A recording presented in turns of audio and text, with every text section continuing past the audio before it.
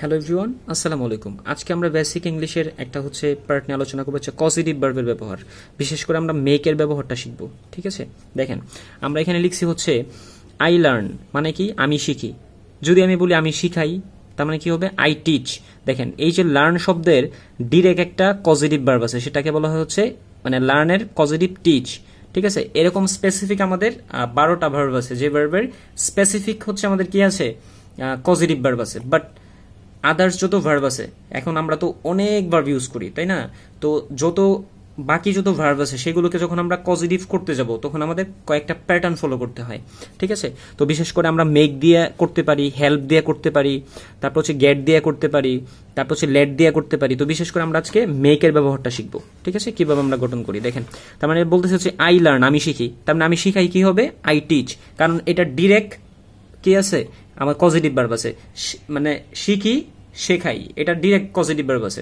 আচ্ছা, এখন পজিটিভ ভার্বটা মানে কি, মানে হচ্ছে সাবজেক্ট যখন মানে কোনো কাজ যখন সাবজেক্ট নিজে না করে অন্যজনকে দিয়ে করায়, সেটাকে আমরা পজিটিভ ভার্ব বলি। তখন পজিটিভ ভার্বটা ইউজ করতে হয়। যেমন আমি যদি বলি আমি তাকে হাসাই, ঠিক আছে, আমি তাকে হাসাই, দেখেন তো এই হাসার কাজটাকে আমি করতেছি না, তার মানে হচ্ছে এটাকে পজিটিভ প্যাটার্নে লিখতে হবে।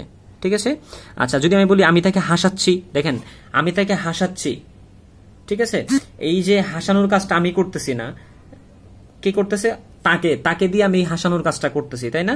আচ্ছা, তার মানে হচ্ছে দেখেন আমি বলি আমি আই ইট, আমি খাই, এই যে আমি তাকে খাওয়াই, তার কি নাই পজিটিভ ভার্ব নাই। তার মানে আমি যদি বলি আমি লিখলাম আমি তাকে খাওয়াই, তার মানে এটার পজিটিভ ভার্ব এটা মেক দিয়ে আমরা করতে পারি। এটাকে আমরা কি করতে পারি, মেক দিয়ে করতে পারি। তো বিষয়টা হচ্ছে এরকম, দেখেন প্রথম হচ্ছে সাবজেক্ট বসবে, তারপরে মেক বসবে, ঠিক আছে, তারপরে হচ্ছে আমরা এই যে এখানে আমরা অবজেক্টটা বসাবো, ঠিক আছে, অবজেক্টটা বসাবো। দেখেন অবজেক্টটা ব্যক্তি হতে পারে, ঠিক আছে, অথবা বস্তু হতে পারে, ব্যক্তি অথবা বস্তু হতে পারে। তারপরে আমরা এই যে সবসময় মনে রাখবো, এই যে এখানে যেহেতু এখানে যে কোনো টেন্স হতে পারে, এটা যে কোনো টেন্স,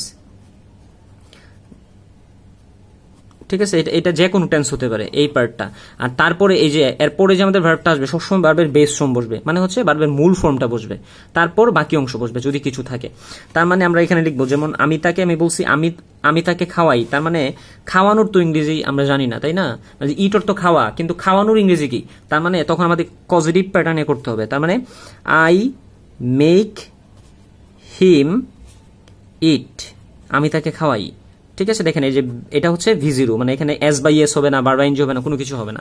তার মানে আপনি এখানে একটা সিম্পল একটা জিনিস বুঝেন, কি বলছি, এটা যে কোনো টেন্সের হইতে পারে। এখন কেন আমি বলছি যে কোনো টেন্সের হতে পারে, দেখেন আমি যদি বলি আমি তাকে খাওয়াচ্ছি, দেখেন এই যে আমি তাকে খাওয়াচ্ছি, এটা তো কন্টিনিউয়াসের মতো বলতেছে, তাই না? তার মানে কন্টিনিউয়াসের প্যাটার্নে হবে, তখন হবে আই এম মেকিং, ঠিক আছে, আই এম মেকিং হিম ইট, আমি তাকে খাওয়াচ্ছি। দেখেন এইটা কি হইলো, যে কোনো টেন্সে হইলো, এইটা কন্টিনিউয়াসের মতো হইলো না। এখন দেখেন তো আমি তাকে খাওয়াচ্ছি, এই যে আমি তাকে খাওয়াচ্ছি, যদি আমি বলি আমি তাকে খাইয়েছি মানে কি, মানে খাওয়ানোর কাজটা শেষ, তাই না? পারফেক্টের মতো হবে। তার মানে আই হ্যাভ মেড হিম, ঠিক আছে, ইট। তার মানে দেখেন এই যে আমাদের পরের যে ভার্বটা আসতেছে, সবসময় ভার্বের বেস ফর্ম বসতেছে, ঠিক আছে। তার মানে এখানে দেখলাম যে আমি তাকে হাসাই, তার মানে আই মেক হিম, তখন আমি কি লিখবো, আমি তাকে হাসাই, যেহেতু প্রেজেন্ট ইনফিনিটের মতো বলতেছে, তার মানে আই মেক হিম লাভ, ঠিক আছে, আমি তাকে হাসাই, যে এটাও V0 বসছে। ঠিক আছে, সবসময় আমাদের যে অবজেক্ট আসবে তারপরে যে ভার্বটা আসবে সবসময় ভার্বের বেস ফর্ম বসবে।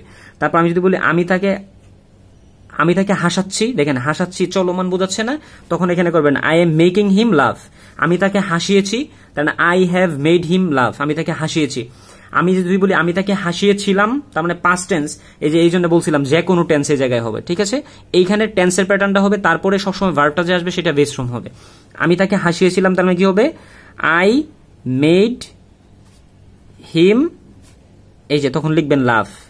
আমি তাকে ভালোবাসিয়েছিলাম, আই মেড হিম লাভ, আমি তাকে ভালোবাসিয়েছিলাম। ঠিক আছে, যদি আমি বলি আমি তাকে লিখাই, ঠিক আছে, আমি তাকে লিখাই, তার মানে আই মেক হিম কি, আই মেক হিম রাইট, আমি তাকে লিখাই।